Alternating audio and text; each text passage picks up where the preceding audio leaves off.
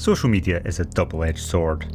Your feed, like mine, is filled with information and inspiration on how to improve, from great climbers showing how it's done in real time. With all this help, it ought to be as straightforward as it's ever been to break through plateaus and reach your potential. And yet, if anything, the avalanche of polished stories of success on Instagram can make things harder by distorting the realities of what it takes to break through, and thus setting you up for disappointment and confusion when it turns out not to be so easy to emulate. In this episode, I want to explore the parts of my own efforts to break through a plateau that don't tie up neatly into a clickable cliche about overcoming setbacks with willpower or discipline. If you subscribe to my channel, you'll know that last summer I had a big surgery, and I made a video in the autumn about how I got from the surgeon's table to E10 in around 4 months. I do still think it's important to share online that these things are possible. I am 45 and I've had many surgeries, and I can still bounce back from the latest one right back to E10. The point of this video is not to denigrate bounce back stories. I'm still pleased with my own bounce back, and I know that sharing these stories genuinely helps others understand that they do have the option of bouncing back themselves, instead of succumbing to a voice of doubt that tells you it will be too hard. My goal for this episode is to share 3 often forgotten insights about breaking performance barriers, and here is the first. Response to training is not linear and doesn't scale linearly with either effort or time.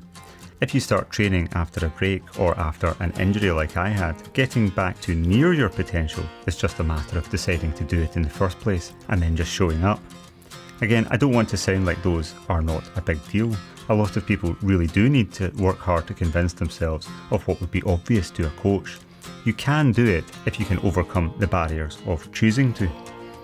Then you'll have to wade through the discomfort of feeling physically weak and fearful that it might not work.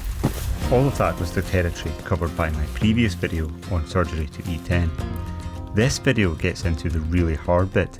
Going from the plateau you inevitably reach, a grade or 2 below your potential, but pushing beyond that, all the way to your very best performance. That's the flat bit of the curve, and that's if you're lucky. In real life, you can lose ground that you fought hard to gain. This is an ongoing process for me. I don't know how long it will take, or if I can succeed. All I know is that it will be damn hard, and I better be ready for some backward steps before I can inch forwards again.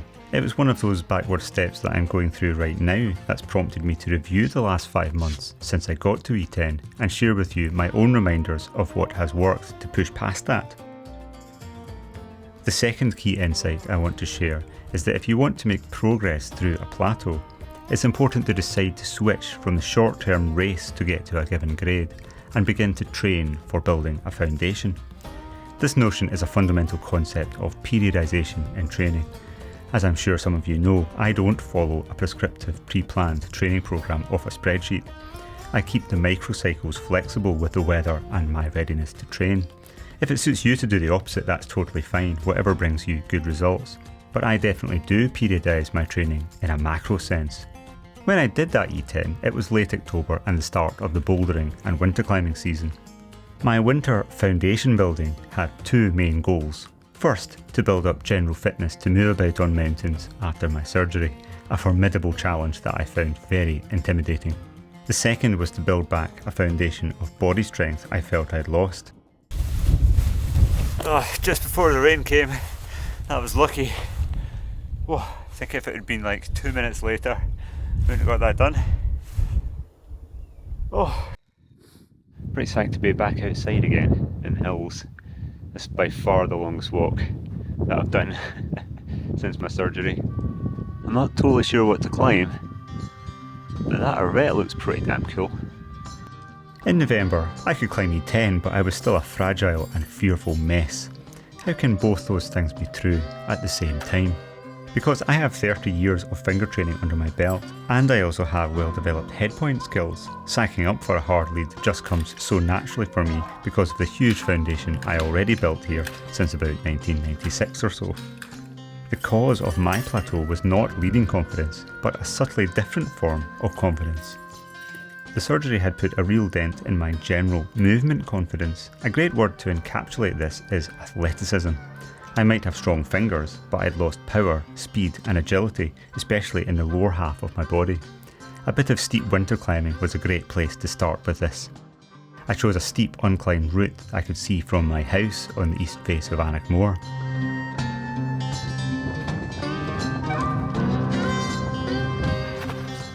Hate walking in crampons. It's really uncomfortable.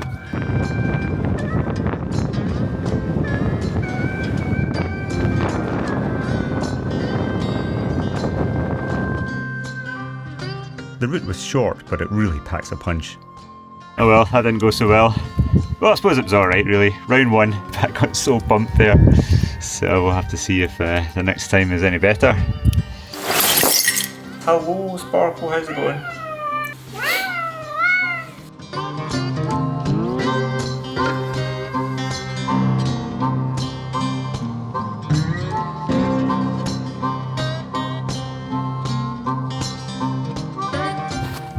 Oh, this is pretty good, eh? Yeah. January in Scotland. Aye.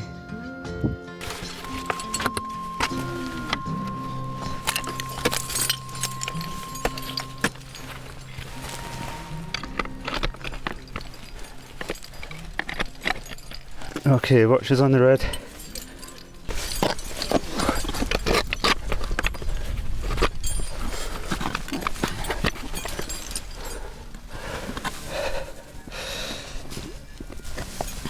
Watch us here.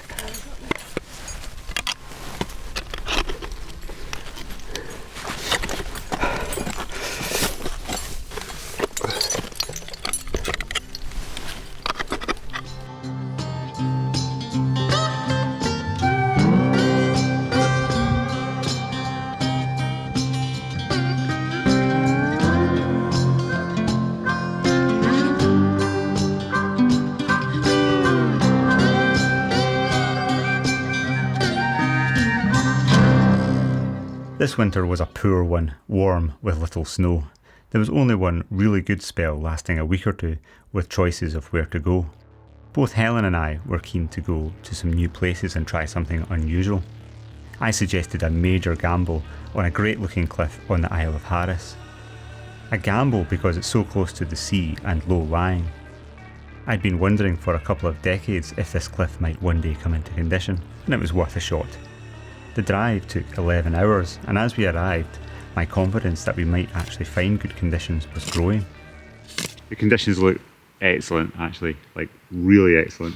Time for a wee cup of tea, get in the sleeping bag, and have a good sleep. Get ready for a good day tomorrow. Really excited. Getting ready to get started. Helen's still in the dressing gown. So we're not leaving just yet, so I can safely drink this tea. Getting excited now. We'll let it get a little bit more light and then we'll figure out what line we want to climb. Think we've made the right decision? I think so, yeah. So as long as you don't get there and it's like not frozen, but... Yeah, the climbing on that wasn't really hard, but it was just insecure. So we'll have to see if it's possible to continue or not. I don't really know if it is or not actually. But at least the weather's improved. And I've got one pitch up, so all good. But after a couple of exciting pitches, the recess of a deep gully was not yet fully frozen, and on detaching ice with no protection, I was forced to retreat. Maybe my gamble was simply the wrong one. Had we opted for something on the mainland, we'd have had reliable conditions and the satisfying glow of a route ticked. Instead, we had a bittersweet experience of a great and challenging day on an unclimbed wall, but no neatly tied up success other than coming down in one piece. I have to admit this climb ratcheted up the love-hate relationship that I have with Scottish winter climbing. The pace of climate change has made almost every winter more disappointingly warm than the last.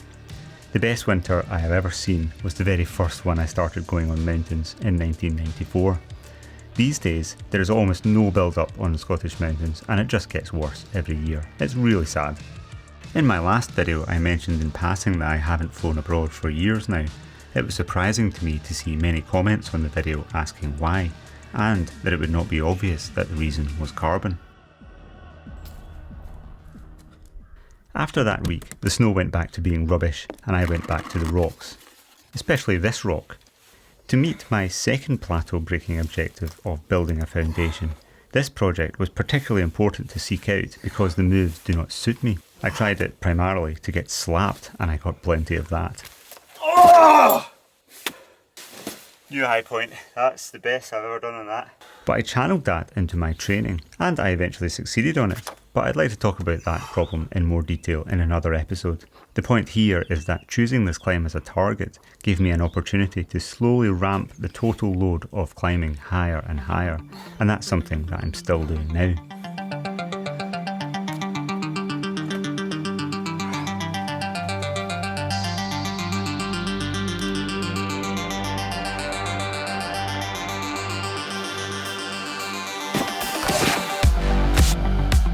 Over the past couple of weeks, I've been trying to layer on more days on rock, cleaning and trying new routes. I've worked myself to the point of deep fatigue. Unlike what social media frequently suggests, I'm only now ready to handle this, months after getting within a grade of my best. After these hard days, I rest and then repeat.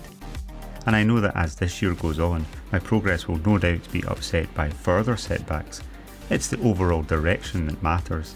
The accumulated work that began after my initial clamour to get back to feeling like a climber again 5 months ago will build my resilience to absorb any setbacks and still make forward progress. And I'm going to need it, because as I complete my projects, the remaining ones just keep getting harder. Oh my god. Woo! Yes! That was a gamble. I think this might be the last night of 12 degrees for summertime. Wow, that is a good end to the bouldering season. Really good. That's a proper king line.